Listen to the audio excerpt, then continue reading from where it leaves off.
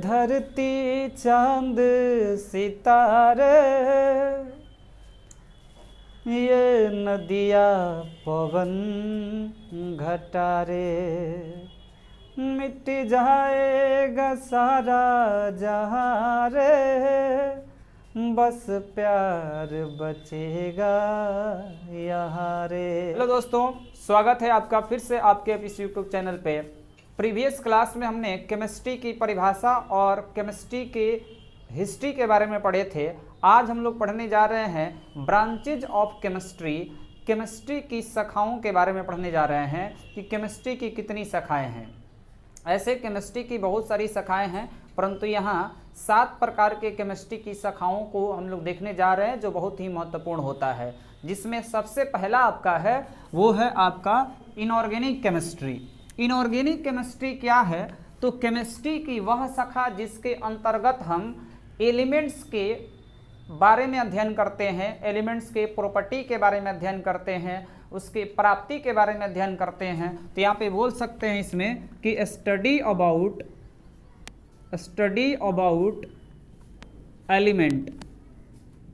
इसमें जो है हम लोग एलिमेंट्स के बारे में पढ़ते हैं। वो एलिमेंट्स में क्या क्या, तो एलिमेंट्स की प्रॉपर्टी क्या होती है, इसका गुण क्या होता है, एक तत्व का गुण क्या होता है, उसका इलेक्ट्रॉनिक कॉन्फ़िगरेशन कैसे लिखते हैं तो उसके अनुसार प्रॉपर्टी भी पता चल जाए। यूटिलिटी के बारे में पढ़ते हैं, यूटिलिटी इसकी उपयोगिता कहाँ कहाँ उपयोग होता है। मोस्ट इम्पोर्टेंट इसके ऑकुरेंस के बारे में पढ़ते हैं, ऑकुरेंस की इसकी प्राप्ति कहाँ से होती है। जैसे हम लोग जानते हैं कि खनिजों से धातु प्राप्त किया जाता है, अयस्कों से धातु प्राप्त किया जाता है। तो यह सब जिस केमिस्ट्री के शाखा के अंतर्गत डिस्कस करते हैं उसे हम लोग बोलते हैं इनऑर्गेनिक केमिस्ट्री। तो याद रखेंगे केमिस्ट्री की वह शाखा जिसके अंतर्गत हम तत्वों के निष्कर्षण के सिद्धांत या उसके उपयोग एवं गुणों के बारे में पढ़ते हैं, उसी को हम लोग इनऑर्गेनिक केमिस्ट्री कहते हैं। नेक्स्ट है आपका ऑर्गेनिक केमिस्ट्री। ऑर्गेनिक केमिस्ट्री क्या होता है? तो जिसमें हाइड्रोकार्बन और डेरिवेटिव के बारे में पढ़ते हैं। तो हाइड्रोकार्बन और डेरिवेटिव क्या है, ऑर्गेनिक केमिस्ट्री क्या है? तो ऑर्गेनिक केमिस्ट्री में हम लोग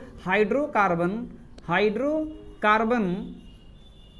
प्लस डेरिवेटिव्स कंपाउंड प्लस जो है इसमें डेरिवेटिव्स कंपाउंड। हाइड्रोकार्बन क्या है? तो जो कार्बन और हाइड्रोजन के संयोग से बना हो, वह यौगिक जो कार्बन और हाइड्रोजन के संयोग से, जैसे CH4 मीथेन हो गया, वैसे ही C25H52 ये हो गया आपका। C25H52 जो है वैक्स है, मोम है। C12H26 हो गया, या C3H8 हो गया, या C6H6 हो गया। इस तरह के जो भी कंपाउंड आपको दिख जाए जिसमें केवल कार्बन और हाइड्रोजन हो उसे हाइड्रोकार्बन कहते हैं। और डेरिवेटिव क्या होता है, व्युत्पन्न किसे कहते हैं? तो जब भी आप किसी हाइड्रोकार्बन से, कोई भी एक हाइड्रोकार्बन है, उससे आप क्या करेंगे, एक हाइड्रोजन को निकाल देंगे और हाइड्रोजन को निकालने के बाद उसमें कोई ग्रुप और एटम जोड़ देंगे, जैसे फ्लोरीन, क्लोरीन, ब्रोमीन, आयोडीन जोड़ दिया आपने, या फिर आप कोई फंक्शनल ग्रुप जोड़ देंगे, तो उससे जो बनेगा उसको हम लोग डेरिवेटिव्स कंपाउंड बोलते हैं।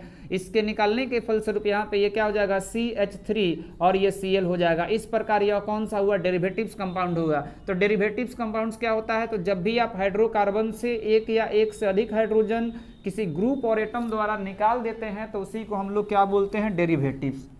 और जिस केमिस्ट्री के जिस शाखा के अंतर्गत आप हाइड्रोकार्बन और डेरिवेटिव्स के बारे में पढ़ते हैं उसे हम लोग ऑर्गेनिक केमिस्ट्री के नाम से जानते हैं। तो इसके बाद जो है आपका फिजिकल केमिस्ट्री है। फिजिकल केमिस्ट्री में आप जो है रासायनिक अभिक्रिया के सिद्धांत, principles of chemical reaction and structure of matter, matter के स्ट्रक्चर के बारे में पढ़ते हैं। जैसे इसमें हम लोग बोल सकते हैं कि study about structure of matter, एक मैटर की बनावट कैसे होता है। और इसके अलावा जो है principles of chemical reaction, principles of chemical reaction, रासायनिक अभिक्रिया कोई हो रही है, आप जानते हैं कि रासायनिक अभिक्रिया में एक नया पदार्थ बनता है जिसका गुण भिन्न होता है। तो यदि रासायनिक अभिक्रिया हो रही है तो वो किस ताप दाब सांद्रण के साथ हो रही है, इन सभी की जिसमें जानकारी होता है उसको हम लोग फिजिकल केमिस्ट्री के नाम से जानते हैं। तो याद रखिएगा फिजिकल केमिस्ट्री जो है केमिस्ट्री की वह शाखा है जिसके अंतर्गत हम लोग रासायनिक अभिक्रिया के सिद्धांतों और स्ट्रक्चर ऑफ मैटर, पदार्थ के स्ट्रक्चर के बारे में पढ़ते हैं। इसके बाद है आपका एनालिटिकल केमिस्ट्री।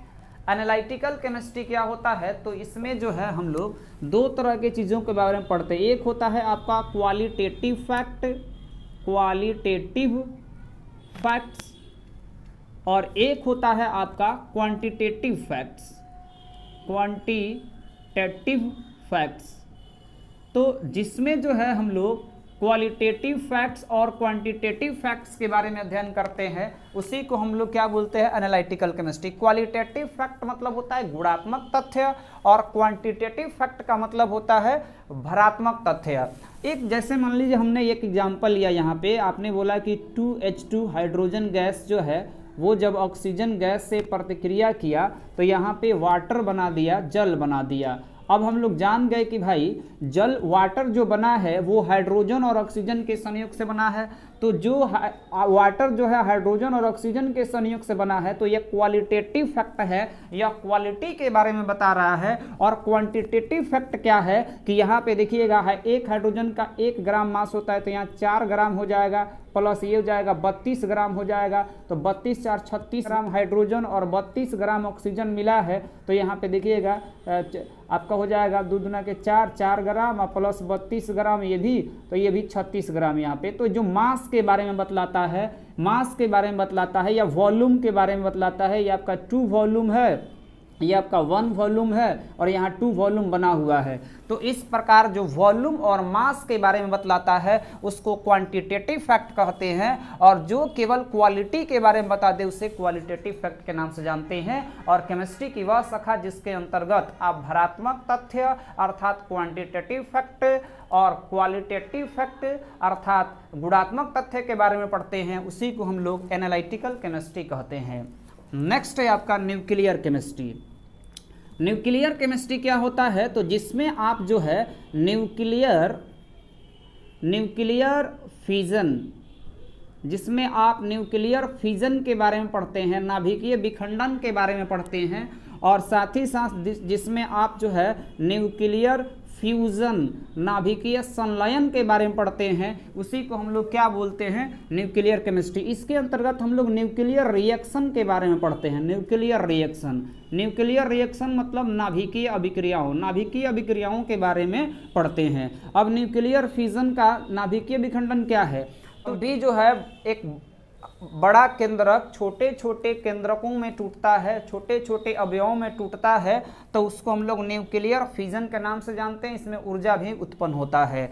जैसे मेरे पास है यहाँ पर यूरेनियम U92, यहाँ 236 है। जब यह नाभिक जो है टूटता है तो यह लेंथेनम 57 और प्लस आपका ब्रोमीन 35 में टूटा, और प्लस यहाँ पे 2 मोल न्यूट्रॉन जो है जिस पर कोई चार्ज नहीं है परंतु इसका मास है, यह निकलता है। तो यहाँ जो है एक बड़ा नाभिक जो है 2 छोटे छोटे नाभिकों में या हल्के अवयवों में टूट गया, तो इसको न्यूक्लियर फिजन के नाम से जानते हैं। और न्यूक्लियर फ्यूजन क्या होता है, नाभिकीय संलयन क्या होता है, तो इसमें जो है 2 हल्के हल्के नाभिक मिल करके एक अनस्टेबल नाभिक बना देते हैं, एक अनस्टेबल कंपाउंड बना देते हैं। जैसे मान लीजिए मेरे पास 2 हल्के हल्के नाभिक, जैसे आपका 1H2 है प्लस यहाँ पे 1H2 है, यह जो है कंबाइन होकर के बना लिया आपका He2 4, और प्लस इसमें एनर्जी जो होता है वो 5.5 × 10⁹ किलो कैलोरी रिलीज होता है।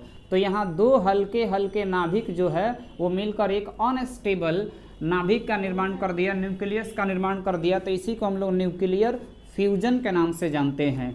ठीक है। अब जो है इंडस्ट्रियल केमिस्ट्री है। इंडस्ट्रियल केमिस्ट्री किसे कहते हैं, तो जिसमें डिफरेंट टाइप्स ऑफ प्रोडक्ट्स के प्रिपरेशन के बारे में अध्ययन करते हैं, जिसमें विभिन्न प्रकार के प्रोडक्ट्स के बनाने के विधि के बारे में पढ़ते हैं, उसी को इंडस्ट्रियल केमिस्ट्री कहते हैं। जैसे आप सोप बनाते हैं, सोप बनता है, डिटर्जेंट है, सोप डिटर्जेंट है, क्रीम है, ETC इत्यादि बहुत सारे कंपाउंड जो है या फिर आपका प्रोडक्ट्स जो है तैयार होते हैं, तो उसको इंडस्ट्रियल केमिस्ट्री के नाम से जानते हैं। और लास्ट है आपका बायोकेमिस्ट्री। बायोकेमिस्ट्री क्या है, तो जिसमें लिविंग ऑर्गेनिज्म में होने वाले चेंजेस के बारे में पढ़ते हैं, उसको हम लोग बायोकेमिस्ट्री के अंतर्गत लेते हैं। तो बायोकेमिस्ट्री क्या है, जिसमें लिविंग ऑर्गेनिज्म में होने वाले केमिकल चेंजेस के बारे में पढ़ते हैं।